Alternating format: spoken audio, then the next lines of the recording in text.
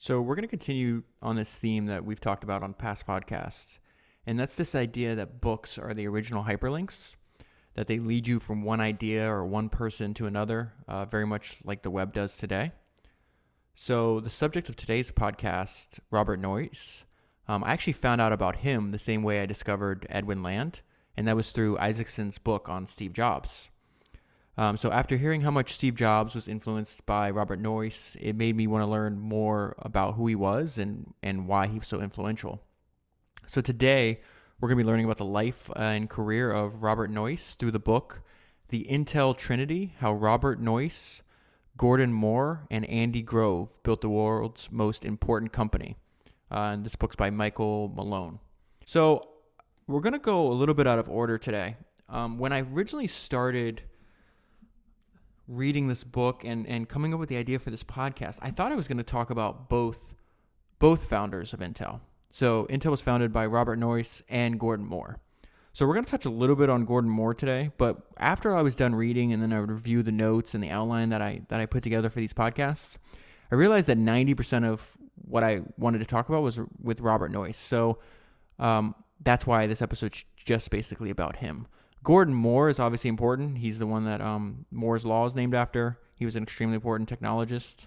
But a lot less is known about him because he's still alive today, actually, but he doesn't have an official biography. So all of the podcasts we do are based on a book, and usually it's a biography of the entrepreneur. And there's just a lot more information about Noyce out there online and in the book too. And you'll see why as we continue here. So given the fact that I found out about Robert Noyce due to Steve Jobs, I want to read a few paragraphs about their relationship before we get into anything else. And let's go to the book. A regular visitor to the Noyce household during this period was an intense and quixotic young man in the midst of a serious life crisis and desperate for help. Steve Jobs had been the most celebrated young entrepreneur of the age just a few years before. He made the cover of Time magazine before his older and more successful Silicon Valley counterparts. And with the Macintosh computer introduced in early 1984, Jobs had become something even more, the embodiment of a new generation. Steve Jobs was driven out of the company he had co-founded and for which he was the most visible face. Jobs then founded a competing company, Next. And in case you don't know, I did a long episode on Steve Jobs based on his book. So if you want to find out more, I'd recommend listening to that episode too. So Jobs founded a company called Next, but the company never really gained traction. Jobs was becoming a lost soul and at great risk of ending up, while still under 30, a once famous but now largely forgotten Valley figure. So this is kind of surprising for those of us in the modern age, at least around my age and arguably younger. The Steve Jobs we may be familiar with is the Steve Jobs after he came back to Apple in 97. So I was born in the 80s. I knew about Apple, knew about Macintosh, but I wasn't using their computers because I was a baby. So I just found this part really interesting where even though he's hugely successful under 30, if he didn't have another hit, he wouldn't be looked at the same way that we look at him now. So it was in this state of mind that Jobs went searching for a mentor, a father figure who not only knew what it was like to live at the top of the tech world and be under constant public scrutiny, but who, unlike him, had succeeded. It wasn't long before he found himself invited to dinner with the man he admired most. The relationship between Steve Jobs and Bob Noyce, as with most things in Jobs' life, was both curious and compelling. After all, Jobs' unforgivably selfish behavior towards his partner Steve Wozniak at the birth of Apple had meant that Apple could not use the Intel 880 and the 8086 in the Apple I and II, a combination that would have changed history.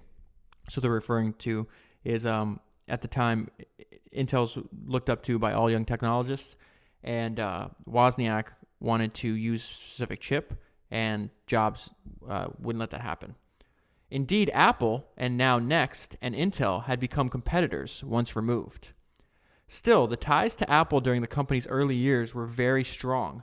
After all, the third founder, Apple chairman Mike Markula, had been an Intel marketing executive. We're actually going to talk about the connection between Intel, Mike, and Apple a little later on too.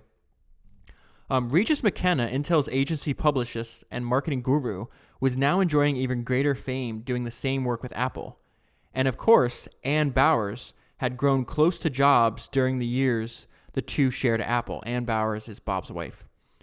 Bob himself would sometimes call Apple, and as Markula described it, come over to Apple and just hang around, go in the lab and talk to the guys about what they were doing. Still, Jobs was not the most welcome guest at the Noyce household.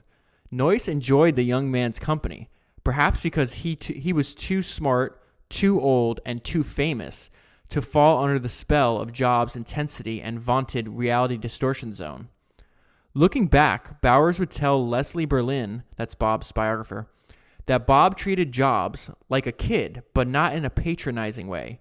He would let him come and go, crash in the corner. We would feed him and bring him along to events and to ski in Aspen. Noyce even invited Jobs to join him on a flight in Bob's CB seaplane. So Bob Noyce, in his spare time, was an avid pilot. A trip that almost ended in disaster when Noyce accidentally locked its wheels while landing on a lake. Later, when the pair attempted to land on a runway, the plane nearly flipped over. Only Noyce's superb piloting saved them from oblivion.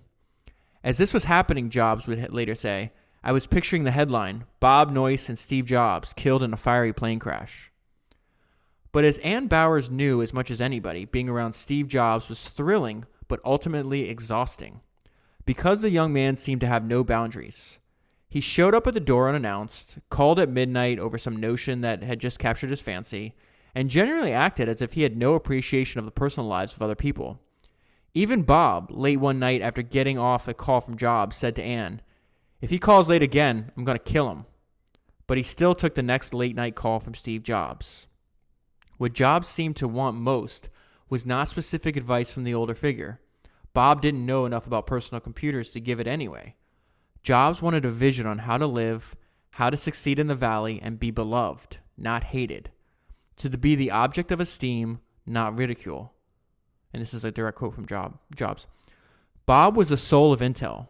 I wanted to smell that wonderful second era of the valley, the semiconductor companies leading into the computer age. Bob Noyce now had a surrogate son, Steve Jobs, with whom, in many ways, he had a better relationship than with his own son, still bitter about his parents' divorce. So that's where we're going to leave this section. But I think the most important part of it is that to understand why Steve might have wanted him as a mentor, Bob Noyce was not only hugely successful, founding two fundamental companies, but he was also loved by everybody. They called him the mayor of Silicon Valley, and he was successful without Steve Jobs' habit of basically tearing into people and not, kind of being a jerk is, I guess, the nicest way to put it. Bob Noyce was, by all accounts, extremely nice, and it was important to him to be well-liked. So there's just another example. There's just many ways to succeed. There's not just one way.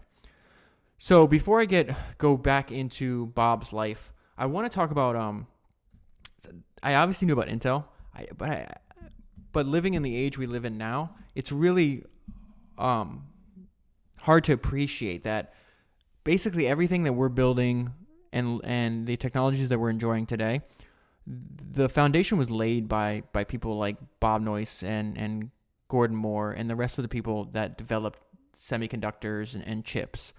And it's something that's not really talked about. So the one thing I'd recommend if you read the book is reading the appendix, which is called A Tutorial on Technology, just because I don't know how many people actually understand how important this is.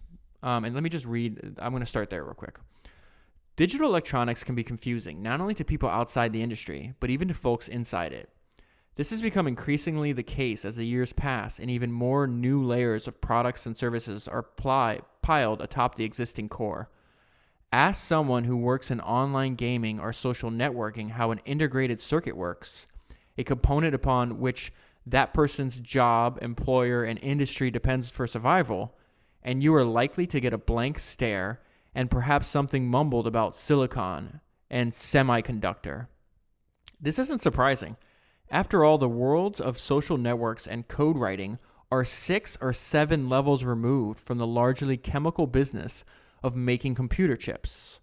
It would be like asking someone preparing a Big Mac at McDonald's in Prague about cattle feed in Tulsa. This is also true in the media, even in the trade press. The reporter who writes incisively on, say, Apple and its next generation iPhone may have little knowledge about the chips inside that device, other than perhaps the name of the manufacturer and its central processor and perhaps its memory chips. That's why you read very little these days other than financial news about the semiconductor industry. The men and women who once covered the business have mostly retired, and the new generation of technology and business reporters are much more comfortable writing about Twitter or Facebook. That's a pity. It is precisely because those companies, and the thousands more like them, depend for their existence upon the internet or cellular telephony, both of which rest upon semiconductor components, that the semiconductor industry is more important to the modern global economy than ever before. Okay, so now as we get into the story, it was a little difficult for me to figure out where I wanted to start. This is a monster book. It's like 500. I have the hardcover version, and it's like 500 plus pages. It took me forever to read. But it's really, Malone does a really good job of breaking it up into these like really interesting stories. So Robert Noyce's life was just one success after another. He does have some trials and tribulations like we all do, but so it was very difficult to figure out where I wanted to start. So he's credited with inventing the integrated circuit. He founded 2 extremely important companies, the first being Fairchild Semiconductor, and then the second being Intel. And so the beginning of the book goes into his early life, how he was recruited by one of the most famous scientists in the country at the time and a Nobel Prize winner, how he was the Nobel Prize winner was a terrible manager. So you might have heard of like the Traitors 8 that left Shockley transistors. Bob Noyce was one of them. They founded a company called Fairchild Semiconductor. But I'm going to start the story when Bob decides to resign from Fairchild Semiconductor. So let's go to the book. In his departure letter to the Fairchild board, Noyce opened his heart. This is a direct quote from him. The reason for my resignation is more basic. As Fairchild has grown larger and larger, I have enjoyed my daily work less and less. Perhaps it is partly because I grew up in a small town, enjoying all the personal relationships of a small town. Now we employ twice the population of my hometown. More and more I have looked with longing to the earlier days of Fairchild Semiconductor, when there was less administrative work and more personal creative work in building a new product, a new technology, and a new organization. I want to stop real quick. This is something I've noticed a pattern in a lot of these books that I'm reading on entrepreneurs and founders, is they always long for, like, if they ever look back and reminisce or have any sort of sense of nostalgia, it's this era when you're first starting out, when the company's small, it's just you and a small group, and you're building something that you're extremely passionate about. And then, of course, the successful products take off, and eventually they build these massive organizations around them, and then it becomes more of like a bureaucracy and more of like managing instead of innovating. This is also something I've noticed in interviews where people would sell their company, and they'd be like, well, why'd you sell? And I'm like, well, the job I'm doing now is not the same job that I wanted to do and the one that I enjoyed, and that was at the very beginning. So Bob continues here. My plans are indefinite, but after a vacation, I hope to join a small company in some area of high technology and to get close to advanced technology again in this manner, if I have not been away too long. The limited resources of any small company will be a handicap, but I have no large-scale ideas. I do not expect to join any company which is simply a manufacturer of semiconductors. I would rather try to find some small company which is trying to develop some product or technology which no one has yet done. To stay independent and small, I might try to form a new company after a vacation. It was the end of the Fairchild Semiconductor of legend, the greatest company that never was. This is back to the book now. The more than 100 companies that spun off from the mother firm would fill the valley with entrepreneurial fire and competitive fervor and would make the region the heartland of the digital age. It was argued that Fairchild Semiconductor had the largest concentration of talent in any history in Silicon Valley history. It was also the start of another legend, this time of a very real company, the Intel Corporation. Intel would start with just the reputations of two men and within a generation sit at the center of the world's economy, the multi-billion-dollar corporation on which the entire electronics revolution would rest. In the process, it would invent and then build, by the billions, the most complex products ever mass-produced. And it would accomplish this with an almost pathological adherence to a pace of change established by one of its founders that had almost no precedent in human history. This relentless and unflagging pursuit and propulsion of the rapidly evolving world of digital technology at the most basic component level and a preservation of the law that the technology embodies, they're talking about Moore's Law, has been the story of Intel for more than 40 years. So I want to skip ahead like we normally do. I don't really have reoccurring themes on these books, but if I do, it's definitely, I try to highlight as much as I can about the founder's personality. And so this section gives you a good idea of Bob's personality. Robert Noyce, a great man, but also a hugely complex, often contradictory personality. He was the smartest man in almost any room and, even in middle age, the best athlete. He was, as everyone who ever met him acknowledged, hugely charismatic, yet also distant, private, and largely unknowable. He dismissed celebrity but took every opportunity to seize the limelight. He dismissed hierarchies and titles but never forgot his position at the top of the pile. And oddest of them all, he chose a career, entrepreneur, that demanded a certain pragmatic ruthlessness in dealing with the careers of subordinates. Yet he so wanted to be loved and admired that he was all but incapable of firing even bad employees. Rather, he kept his hands clean, but then let Charlie Spork and then Andy Grove do the dirty work, and then wasn't above treating them as corporate enforcers. So I tripped all over that, but Charlie Spork was basically the bad cop to his good cop at Fairchild Semiconductor, and then Andy Grove, who's famous in his own right, later the CEO of Intel, was the bad cop to Noyce's good cop. And Andy Grove, there's a lot of information about Andy Grove in this book. I've skipped over most of those parts because he wasn't technically a founder, even though he's employee number one. But he's known basically more for management as opposed to being an entrepreneur. He has a bunch of books that if you're interested more in management, they come highly recommended.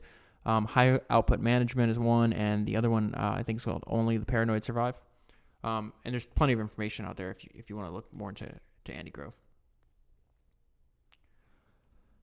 So back to Bob's personality. He was a great scientist. In fact, a strong case has been made that he should have won 2 Nobel Prizes, one for the integrated circuit and the other for the tunnel dioid. But he turned his back on research to become a businessman.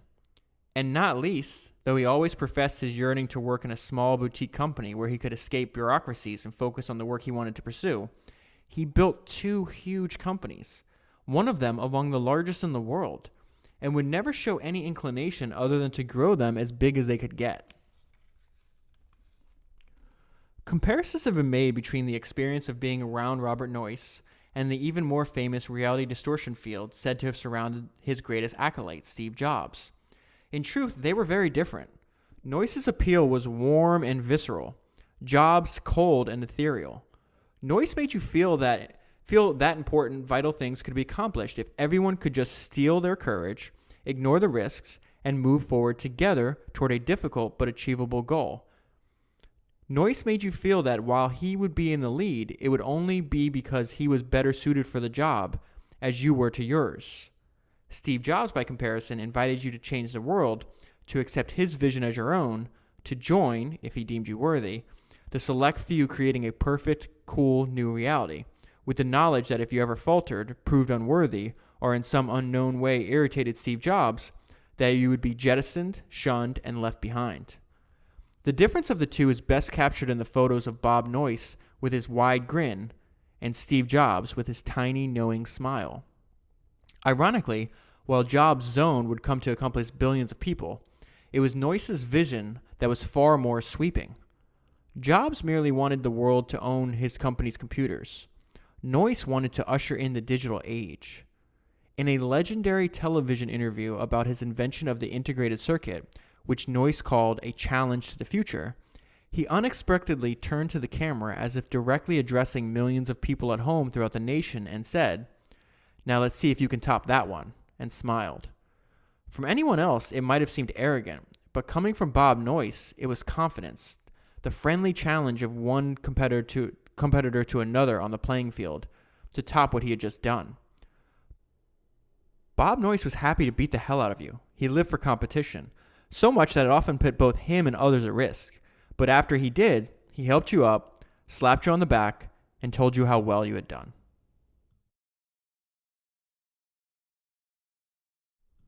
Okay, so before we go a little deeper into Bob Noyce's personality, I want to talk about how his partner and co-founder created Moore's Law. So this is about Gordon Moore. As he would recall later, he pulled out a sheet of standard graph paper and plotted out the performance to price ratio of the last 3 generations of Fairchild integrated circuits. Even though he knew the specs on these devices, Moore was surprised to discover that the performance leaps between generations, especially from the 3rd to the 4th, now in development at Fairchild, were so great, and the hyperbolic curve they created were so vertical that he had already run out of paper. So he switched to logarithmic graph paper, and when he did, the data points neatly arrayed themselves into a straight line, as he wrote in the article. The complexity for minimum component costs has increased. This is now Gordon Moore writing. The complexity for minimum component costs has increased at a rate of roughly a factor of 2 per year. Certainly over the short term, this rate can be expected to continue, if not to increase. Over the longer term, the rate of increase is a bit more uncertain, although there is no reason to believe it will not remain nearly constant for at least 10 years. This means by 1975, the number of components per integrated circuit for minimum cost will be 65,000. I believe that such a large circuit can be built on a single wafer. It has been said that if in 1965 you had looked into the future using any traditional predictive tool, per capita income, life expectancy, demographics, geopolitical forces, etc., none would have been as effective a prognosticator, none a more accurate lens into the future than Moore's Law. The trend Gordon Moore had identified was that the world of electronics, from computers to military and consumer products, was increasingly going digital, and thanks to the semiconductor planar fabrication process, it was possible to make the tiny digital engines at the heart of these products even smaller, cheaper, and denser, with transistors at an exponential rate. No human invention had ever exhibited that rate of improvement. Okay, so let's skip ahead. I found this paragraph interesting. This is like a concise statement on Bob Noyce's management style. Bob operated on the principle that if you suggested to people what the right thing to do would be, they'd be smart enough to pick it up and do it. You didn't have to worry about following up or anything like that. And I think he was able to have that perspective because Intel had an insane focus on talent and maintaining their culture. So a few pages later, it says, Intel has always recruited the best technical talent it can find, then dropped them into a work environment that has little pity for human weakness, much less failure. The operative word would be performance. If you screw up at National Semiconductor, you're on the street. Do the same thing at Hewlett-Packard, and you're taken aside to a private conference room and told you're having a little problem fitting in. At Intel, you're screamed at for not exhibiting the proper level of performance, and the next day, you're back on the job working twice as hard as ever to regain the respect of your peers, and the matter is never mentioned again. And then to me, that last part relates to the structure and the hierarchy of Intel's management at the time. So let's learn a little bit about that. At Intel, Noyce decided to eliminate the notion of levels of management altogether. He and Moore ran the show. That much was clear. But below them were only the strategic business segments, as they called them. They were comparable to the major departments in an orthodox corporation, but they had far more autonomy. Each was run like a separate little corporation. Middle managers at Intel had more responsibility than most vice presidents. They were also much younger and got lower back pain and migraines earlier. At Intel, if the marketing division had to make a major decision that would affect the engineering division, the problem was not routed up the hierarchy to a layer of executives who oversaw both departments. Instead, the councils, which were made up of people already working on the line in the divisions that were affected, would meet and work it out themselves. The councils moved horizontally, from problem to problem. They had no vested power. They were not governing bodies, but coordinating councils. I think that only works if you have a lot of smart, talented people. If you have a lot of smart, talented people, they're not going to want to be micromanaged. They're not going to want to move slowly. So having the structure and then making sure you're feeding that structure with the best talent, to me, is the only way Intel was able to keep this going. So one of the things I like about focusing on founders and companies in history, as opposed to like covering some modern day founders or companies. So far, we've only covered a few founders that are still active. So Elon Musk being one, Jeff Bezos being another. You can kind of see that no matter what happens, they're going to go down as some of the best entrepreneurs in history. So their place is already solidified.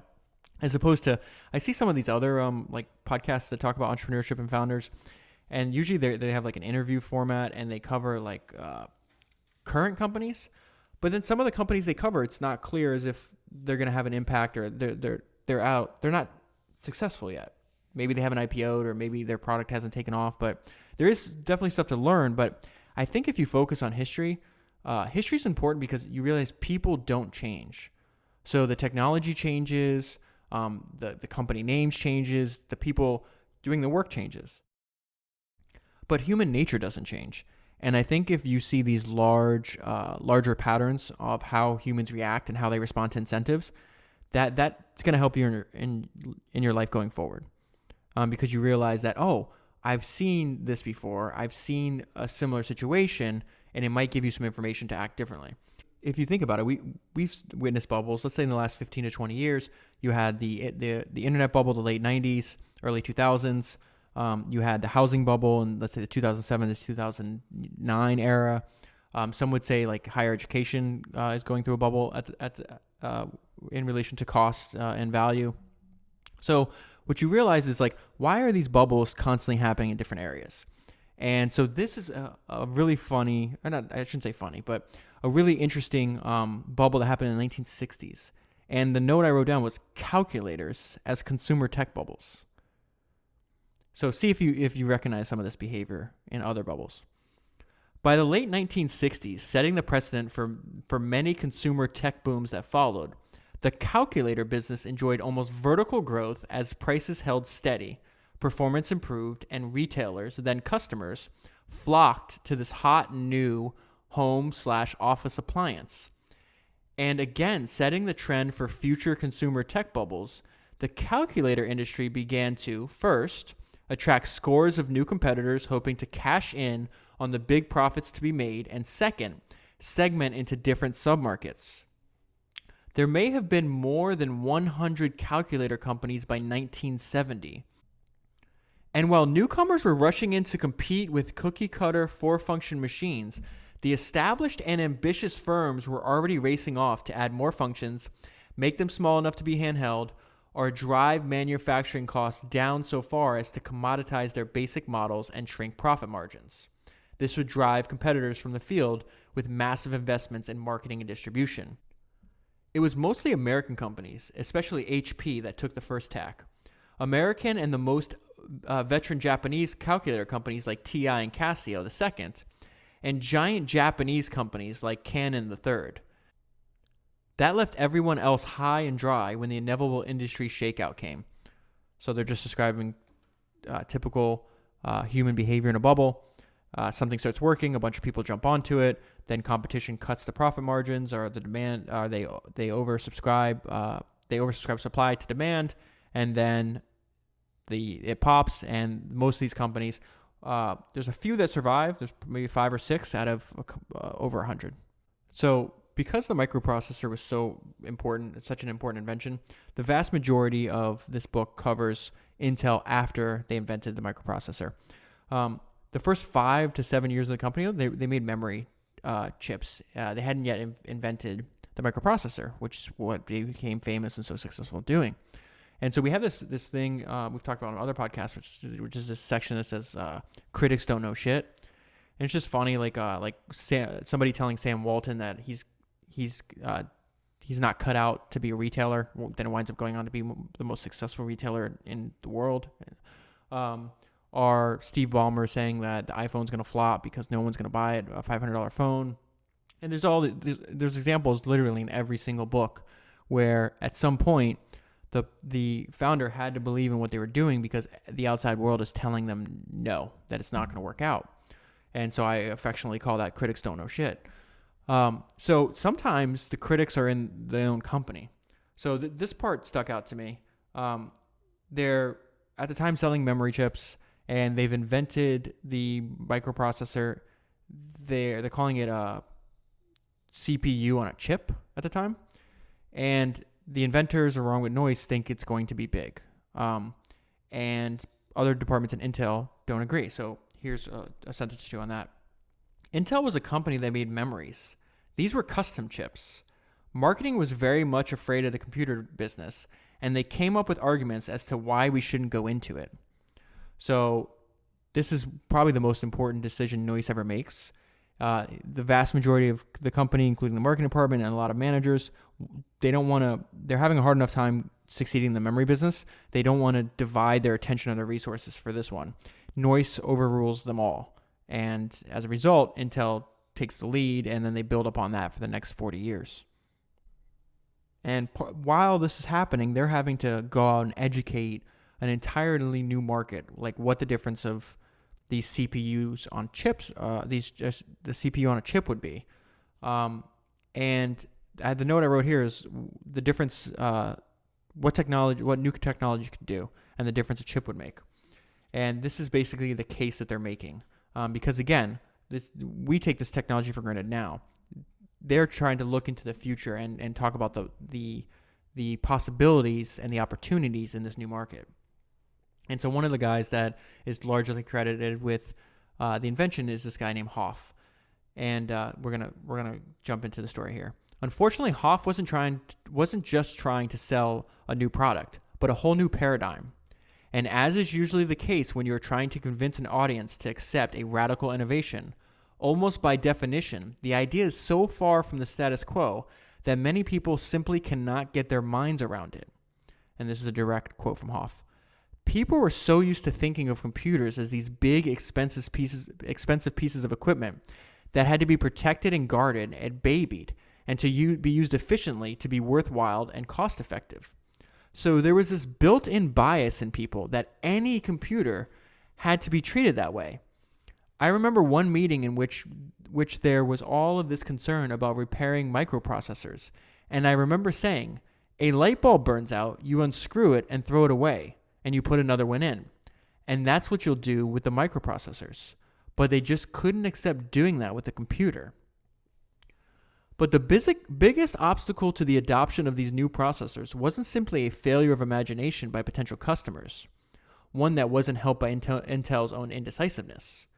Computer scientists and programmers had spent their entire careers working on giant mainframes that required information to be loaded via cards, tapes, and eventually terminals, and processed in large batches. The output typically was delivered via large, noisy printers that operated like giant typewriters. So again, this is in the 1960s, the time we're in, 1970s. So to us in 2017, this seems like a fantasy, like as old as the Stone Age. But, I mean, just listen to what they're saying here. These mainframe computers were the size of studio apartments, required their own climate-controlled rooms, cost millions of dollars, and required a team of operators. So everything they just described there, you have more power on the phone, your iPhone, that you're probably listening to this on. I mean, let's listen to that again. These mainframe computers were the size of studio apartments, required their own climate-controlled rooms, cost millions of dollars, and required a team of operators.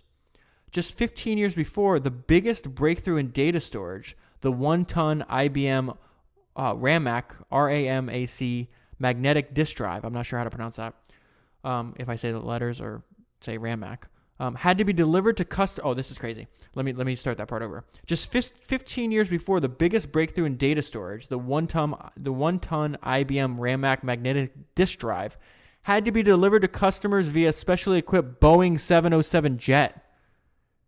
Imagine building a product that you have to deliver with a specially designed airplane. Obviously, these big computers have evolved over the previous 2 decades from slow, giant monsters to somewhat smaller and fleeter early generation microcomputers, the size of a couple refrigerators. And they only cost a few $100,000. How crazy is that? Computer scientists had anticipated this kind of evolution in power, size, and price, and had updated their skills to keep up.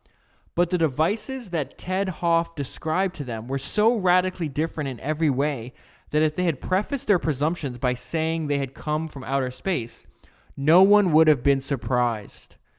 After all, he could hold the 4 chips in the palm of his hand, and at $400 per set, they still cost less than just one terminal for a mainframe computer.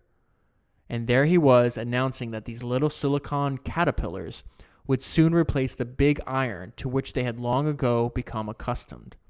On top of that, Hoff pointed out these chipsets also process data in real time, so you could pour data in and draw results out 24 hours a day, and not just in expensive to run air-cooled processing centers, but right out of into the natural world.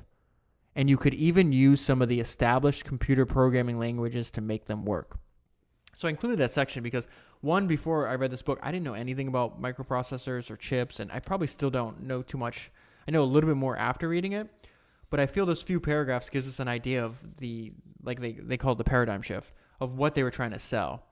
And it's not guaranteed that they were going to be able to convince people. It's a lot easier to convince younger people, but like they said, some of the people they're selling to had spent their entire careers working with these huge mainframe computers and are very accustomed to doing things the way they were used to. So when I thought about that a little bit more, I was like, well, thank God for their perseverance, because now we're living in the digital age that these chips ushered in. And to continue that thought about how unpredictable and massive this opportunity was going to be, I want to talk a little bit about the section where the fates and the paths of IBM, Intel, and Microsoft converge. So at the time, IBM is famous for only building things in-house. There's a salesman from Intel that finally convinces them to let Intel build for them. And before I get into the convergence of their paths, I wanted this section of how they used to work together. These two companies, they're both hugely secretive, IBM and Intel, and then we'll get into Microsoft in a minute. But this two paragraphs, describes just the weirdness. My note here is what in capital letters with a bunch of question marks. So here's what they're working with. Everything was very secretive. When we went in to provide technical support, they'd have our technical people on one side of a black curtain and theirs on the other side with their prototype product. We'd ask questions, they'd tell us what was happening, and we'd have to try to solve the problem literally in the dark. If we were lucky, they'd let us reach a hand through the curtain and grope around a bit to try to figure out what the problem was. As the world would learn 2 years later, this stealth project was the IBM PC personal computer, one of the most successful electronic products in history. So I just thought that was really funny. The IBM PC was actually the first computer I used when I was about 12 years old. So I just mentioned the massive opportunity, and this is the Intel salesperson that convinced IBM to use Intel's chips. His name's Whetstone, and then as a result of IBM adopting Intel's chips and IBM adopting Microsoft's operating system, it's this great growth for Intel. So he talks about, he goes, a great account, he's a salesperson, so he's talking about getting an account. A great account was one that generated 10,000 units a year. Nobody comprehended the scale the PC business would grow into. Tens of millions per year. So he's trying to move 10,000 units a year, and the business grows into tens of millions per year. To understand why Intel's contract with IBM meant game over for everyone else, it's important to appreciate what happened next. With the Intel 8086, Estridge and his team in Boca had the box and the central processor, but they still needed the software to run them. Estridge works for IBM, and he's working out of IBM's research facility in Boca Raton, Florida. So Estridge and his team in Boca had the box and the central processor, but they still needed the software to run them. That's when a third figure entered the story. Bill Gates had dropped out of Harvard and joined his friend Paul Allen to create Microsoft. IBM was interested in Microsoft's word processing software, which would later become Word. But more important, it was in desperate need of a good operating system. Gates recommended DR-DOS, created by Digital Research in Monterey, California. Big Blue followed his advice, but when negotiations there collapsed, IBM came back to Gates and asked Microsoft to develop a comparable operating system. Gates and Allen quickly snapped up a nearby Seattle company that had the right code, renamed it MS-DOS, and after a few generations of upgrades, Microsoft Windows, and delivered the product to a very happy IBM. It was a brilliant stroke. Soon the market was filled with PC clones, and the aisles of electronic retailers were dominated by endless shelves of Windows-compatible applications, and even more important, computer games. Furthermore, thanks to IBM's half-century as the world's dominant supplier of business machines, its PCs quickly found their way into corporate offices. Even more than Big Blue, that's obviously IBM's nickname in case you didn't know, the biggest beneficiaries of the IBM PC were Intel and Microsoft. They sold not only to IBM, but to all of the other IBM clones out in the world, and in time to makers of other Windows-based products, from game consoles to smartphones. So skipping ahead a little bit, this is a great synopsis of what this meant, because right before this deal with IBM, there's constant booms and busts in the microprocessor industry, and they were going through a bust, and they needed Noyce corralled the entire group and set insanely high sales and production goals, something that was completely unrealistic. And yet this lucky stroke with IBM and then Microsoft, they far supersede their sales goals and basically never look back. And here's the synopsis I liked. That's how you come back a winner. And Intel has done it again and again throughout its story. It is in the company's DNA. You can hate Intel for its sometimes hardball and borderline illegal tactics. You can resent the company for its arrogance as the high priesthood of Moore's Law. And you can complain about its consistently high-handed treatment of customers and every other stakeholder. But in the end, even competitors admit that this is a company that placed itself at the center of the global economy, assumed the toughest and most unforgiving role in the business world, clawed its way to the top, and remained there for decades through all the vast changes that took place in high tech and the world around it, and never once took its task lightly, never shrinked its immense responsibility, and always looked seriously towards its stewardship of Moore's Law. Intel, and this is, I think, the most important part, Intel had learned to learn. That ability would save the company many times in the year ahead, even as other companies succumbed to their mistakes. So I think that's the reason we read books. That's the reason we listen to podcasts, is because we're obsessed with learning. And I think if you have one meta skill in life, in addition to building good habits, is learning to learn and solve problems. There's just a few other highlights of the book that I want to cover. This is a great anecdote on entrepreneurial personalities. Rarely discussed in studies of entrepreneurial startups is just how lonely it can be out there with a revolutionary new product, no competition, and a market that doesn't seem to get what you were doing. That echoes back to what we were just talking about, how they were trying to sell the microprocessors. You can try to hide in the echo chamber of your own team, telling yourselves that what you've got is really great. But eventually, you've got to go outside and deal with investors, analysts, reporters, and potential customers. And when all of them are skeptical, even dismissive about your product or service, it becomes increasingly difficult to retain the supreme confidence you need to keep going. That's why many of the great entrepreneurs are arrogant and obsessive to the point of megalomania. They sometimes have to be to take their solitary vision and make it real.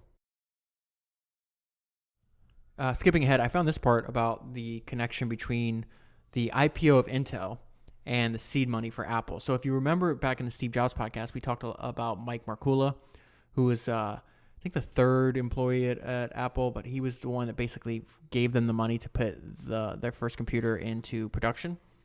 Well, here's how that relates to Intel. Mike Markula was a brilliant investment manager. From the moment he was eligible, Markula purchased every Intel stock option he could get his hands on, and by the time of the IPO, he was in a position to convert those shares into more than $1 million, a considerable fortune in the early 1970s. He was just 33 years old. He wrote a check for $250,000, the money Apple needed to launch its new computer and get into production. The arrival of Markula made him the new third man at Apple. Steve Wozniak would say that he thought Mike's contribution to Apple was even greater than his own. An extraordinary comment given that Wozniak invented Apple's earth-shaking first two products. But Wozniak understood that without Markula's business experience, his network of Valley contacts, these are mostly Intel people and Fairchild people, and frankly, just the fact that he was a responsible adult turned Apple from a garage-based maker of semi-custom hobby machines to a world-class manufacturer of the most influential consumer electronic products in history. So this next part, just to give you some context into how the difference that 10 years in a microprocessor industry can make to Intel. Total annual revenues in 1970 were $4.2 million. Losses were $970,000. And the company had 200 employees, nearly all of them in Intel's rented offices in Mountain View. 10 years later, Intel had grown into a global company with 5 factories in the United States and Singapore and 87 sales offices in 17 countries. The company's annual revenues in 1979 were $633 million. Profits were $78 million, and it had 14,000 employees, a majority of them working at Intel's big new headquarters in Santa Clara. It had, against all odds, carried the torch of Moore's Law and had been rewarded with growth over the decade that almost tracked the law's exponential curve. So to go from $4.2 million and a $970,000 loss to $633 million and a profit of $78 million in 9 years.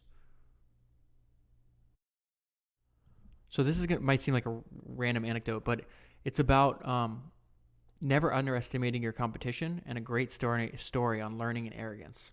So just a little background before I read it is the Americans were way ahead in the semiconductor industry, but the Japanese were constantly studying and learning, and eventually they overtook their American counterparts. So let's go to the story. Back in the 1960s, we used to laugh at the Japanese. Usually several hundred technical papers were delivered at U.S. semiconductor industry technical conferences of the era. Of these, the Japanese electronic companies might contribute only 1 or 2, and even these were of minimal importance. Not only was the technical content of these papers of little significance, but the limited English of the presenters made them all but unintelligible. It really didn't matter, as the paper said little of value anyway. It wasn't until years later, when our smugness gave way to fear and awe, that we realized that the Japanese hadn't come to talk. They came to listen and to photograph. Every time a slide would go up, all of these Japanese cameras in the room would go off all at once. We Americans even had a joke about it. You know what that sound is every time a new slide goes up? It's the Japanese cameras going crick crick. That was more than a decade ago. We don't laugh anymore.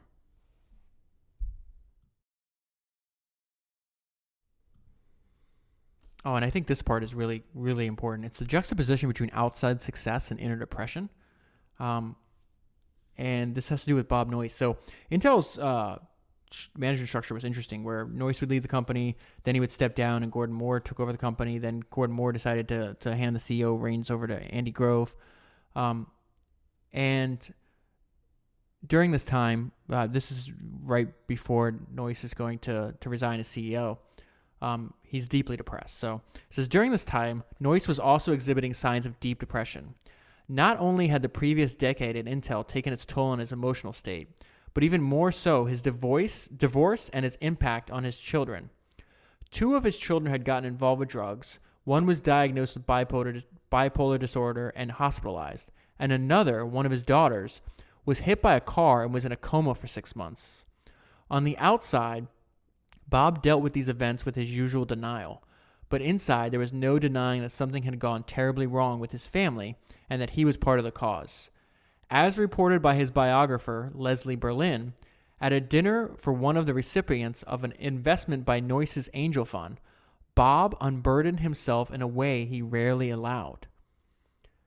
This is a quote. After the dishes had been cleared and the children sent to bed, Noyce listened as the company founder explained that someday, if the business did well, he would like to move his family into a bigger, nicer house. Noyce looked up at him and said very quietly, "You've got a nice family. I screwed up mine. Just stay where you are." 25 years and a successful company later, the entrepreneur had not moved. Robert Noyce had pioneered the integrated circuit. He founded Fairchild Semiconductor and Intel Corporation, and to boot is a pilot and champion skier. Not only that, he has just become only one of 130 people in the U.S. history to receive the National Science Medal. So he is extremely depressed on the inside, and yet look at the list of accomplishments that I just rattled off there. Anybody that from the outside, I think anybody that doesn't know any better from the outside, would assume that what does this guy have to right to what could he possibly be upset about? And that, I mean, listen to that resume. Very few people in the world will ever come close to accomplishing anything like that.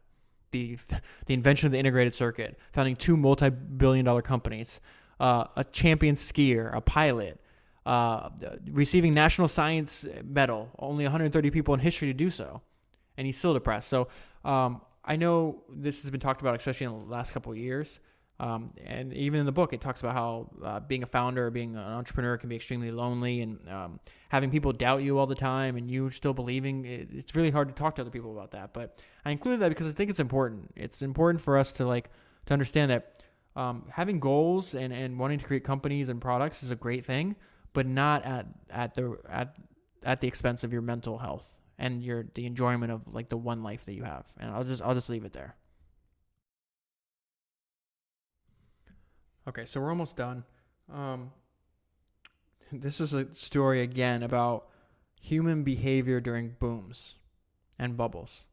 And just a note, obviously, the point of these podcasts is not to summarize the book. I'm just sharing interesting parts, things I think I learned from, and hopefully you might learn something from. Obviously, the book's 500 pages. There's just no way I could summarize this. The podcast would be 20 hours long. But throughout the book, and I skipped over a bunch of these parts, there's just a constant cycle of booms and busts, right? And I said a little earlier that we still see this behavior today, and I don't think it's something that ever is gonna stop. I mean, you go back hundreds of years to the tulip bubble. It's just something that humans do. But I did think this was it just stuck out. I wrote down crazy story about human behavior during booms and busts. And so this is a gold rush and a bubble forming, and it has to do with memory chips. So let's just go into this, because this is you're reading this book, and then all of a sudden the author hits you with these 3 or 4 crazy paragraphs. You're gonna see why here. It wasn't long before scrap memory chips were being stolen off the valley's loading docks, sometimes with the help of hookers to create a distraction. Employees with gambling debts were being blackmailed to leave back doors unlocked during night shifts, and various other stratagems were used to separate chip companies from their production. So what's going on here is they're producing chips, there's such a high demand, they can't get them out fast enough, so people are going crazy. At least one local low-grade criminal was murdered over a busted chip deal. Meanwhile, the memory chip drought began to take its toll in the Far East, where the young consumer electronic business was a huge consumer of memory chips.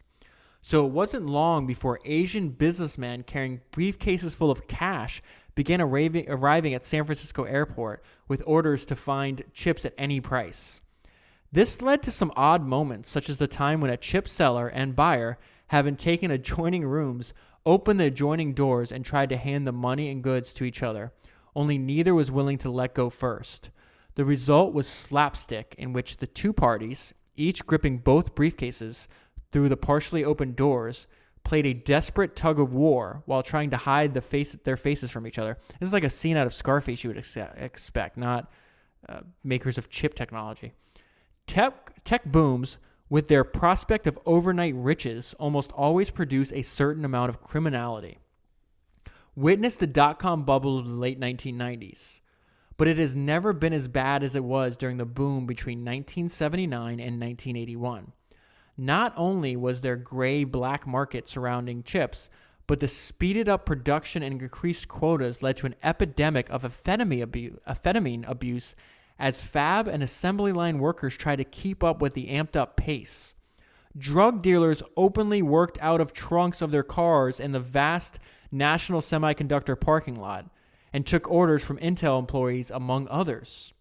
Meanwhile, the Japanese had their listening posts and were ramping up to an all-out industrial espionage, and a half dozen nations had spies in the valley. Some of them, like the Russians, hoping to steal the technology they would put in the nose cones of ICBMs that are aimed right back at Silicon Valley. Humans, we are a strange bunch. I mean, you're talking about 3 paragraphs. They talk about what looks like a drug deal. Hookers, murder, multi-country espionage, and amphetamine abuse. That blew my mind. So now I want to skip towards the end of the book. Noyce is he stepped down from Intel. He's still highly involved. He's in his early 60s, and he's doing this joint venture with the government where the government's investing a couple $100 million in this technology because the Americans are still having this battle with Japanese. Japanese are being helped greatly by their government. And so there's this coalition of technologists, and Noyce is leading them. And I'm just going to read these few paragraphs. It was a great and, if largely unrecognized, victory for Bob Noyce, but it came at a great cost. He often spent the work week in Austin and then flew back to Los Altos to preside over various Valley events and fundraisers. But there was little time now for his usual outlets of skiing and flying his planes, though he did swim almost daily at his Austin home. Unfortunately, the stress of the job had brought back his old chain smoking. On one of those trips back to the Bay Area, in which he gave a speech on Sematech, Sematech's this joint venture between the government, he took the time to be interviewed on a locally produced but nationally syndicated television show. Before the cameras rolled, he sat back in his chair and told the host, whom he knew very well, that he was happy to be back in the Valley, even if it was only for a couple of days. He joked about being a Texas cowboy, saying that he had to scrape the shit off my boots before landing back in the Bay Area. He was proud of what he had accomplished with Sematech. He took enormous pride in what Intel had become, and he was obviously beginning to ponder the next chapter in his life. Steve Jobs heard he was in town and, anxious for Bob to meet and approve his fiancée, invited Noyce to his house for dinner. They stayed up talking till 3 a.m. Like any group of employees who had ever worked with Bob Noyce, the people at Sematech adored him.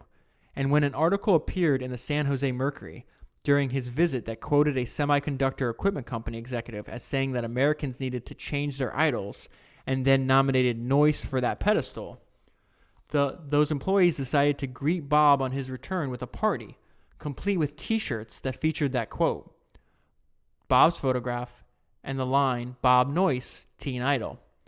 Sematech officially declared that day, June 1st, 1990, as Bob Noyce Day. By all accounts, Noyce was surprised and flattered by the event, not least the posing for photographs with pretty female staffers. That was Friday. On Saturday, he held some business meetings at home to catch up on what he had missed, and on Sunday, he took his usual morning swim.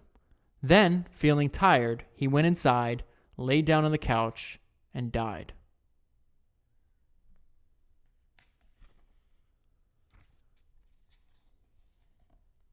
And I'll wrap right here. Apple Computer's official comment, no doubt influenced by Steve Jobs, may have been the most powerful of all. He was one of the giants in this valley who provided the model and inspiration for everything we wanted to become. He was the ultimate inventor, the ultimate rebel, the ultimate entrepreneur.